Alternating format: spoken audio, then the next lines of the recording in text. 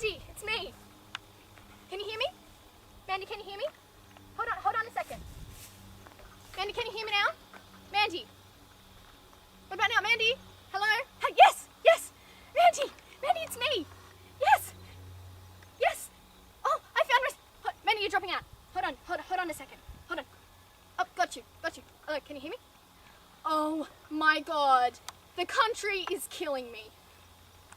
Yes, I cannot believe my parents moved me here. I wasn't even a bad child.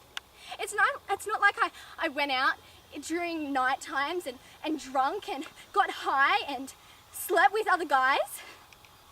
Okay, maybe I did do that sometimes, but not all the time. They have totally excluded me from all social life. I am stuck out here with the flies and cows and oh my God, I'm in hell. Can you hear me? Mandy. Can you hear me now? Can you hear me now? Yep, I'm here. Yep. I don't even know what I'm gonna do. I can't even go on Facebook. We haven't even got the internet connected yet. I've been here for a month now and still there is no TV.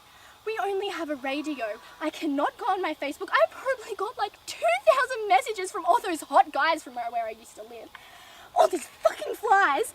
Oh my God, seriously. I can't even wear my stilettos. Those new stilettos that you bought me, I can't even wear them because this whole ground is full of fucking horse shit and fucking cow shit. I just can't believe it.